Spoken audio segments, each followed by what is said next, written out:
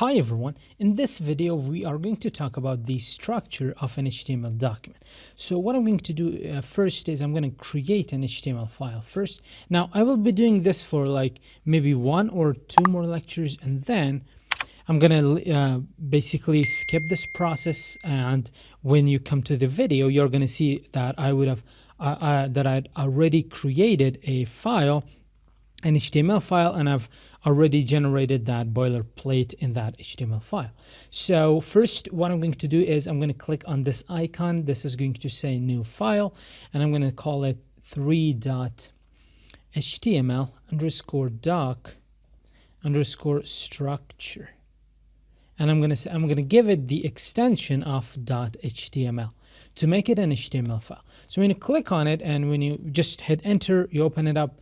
It is a simple HTML document.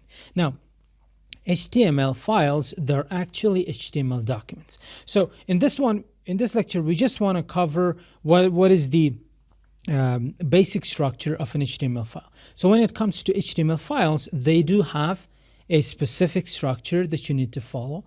But when it comes to CSS, it doesn't have like a pre-made structure that you need to keep in mind. So let's go ahead and let's dive in. So first things first, we are going to use Emmet to create our our boilerplate, and typing it out is going to take some time. So I'm just going to go ahead and I'm going to use Emmet. This is used for productivity purposes, and Emmet shows us that it will create with this exclamation mark shortcut if we use it. So we are just going to hit enter. Now this is a very, very simple HTML document. This is a web page. You can right click and you can say open with live server, and you're going to see that there. Now the name of the document is the document itself. Let me just make this one bigger a little bit, because that is the title of our HTML file. So the title of our HTML document is document. We are going to call it HTML document structure. And when I save it, you're going to see the changes being viewed live on our web page. So now it says HTML document structure. So what do we have in an HTML document? For me to be able to explain that better, I'm just going to go ahead and I'm going to full screen this one. So an HTML document first starts with a document type. You need to specify what kind of document it is. So it is an HTML document. Then the main element is the HTML element. This is the root element of any web page that you see on the web. Now, anything that comes within the opening tag of any HTML element, it is called an HTML attribute. Don't worry, we're going to cover HTML attributes a lot. So this is a lang attribute. This part is the attribute name, and this part is the attribute value. So the language of our HTML file is English. Now, the first child of the HTML element is the head element, and the second one is the body. All of the information that are contained within the head, they are used to communicate between your browser, Chrome, Firefox, whatever, and the web server, wherever it is that the website is stored.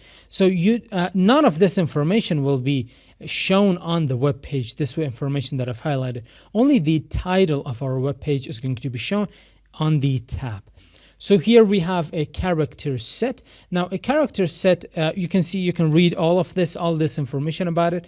Basically what it says is that it handles or it supports a specific kind of characters, like English alphabets, letters, and all that sort of thing. That's why we are going to set it to UTF-8. This is a specific kind of character set that we are using in our web pages. Then we have, these are meta tags. Meta tags basically mean that they are information about information, and they are not going to be shown on our web page. So we have HTTP equivalent is going to be compatible. The content, i.e. Internet Explorer, is going to be equal to Edge. This meta tag that you can see right here, this is used for responsive purposes. We are going to talk about responsiveness a lot. Now, the reason that we use this meta tag is because pixel per area for devices, for different devices, is going to be different. And we need to normalize that so we can have a single unit, a single unit of measurement for all devices, whether that's a laptop, it's a tablet, it's a smartphone, whatever. And this part is the title. So we are done with the head part. Now this is the body element. Everything that you see on any kind of web page, it doesn't matter what that website or web page is, those elements, they're contained within the body element. So anything that you write within the body, it is going to be shown on the web page. And then we can see our closing body element tag, and then we have our closing HTML element tag. So with this, our lecture comes to an end. This is the basic HTML document structure. And again, to be able to create that, what you're going to do is, I'm just going to delete this. You're going to hold Shift, press 1, and you're going to see the exclamation mark, hit enter. You will be able to create that. Now I'm going to change the title to HTML document structure as well. That's it for this one. See you in the next one.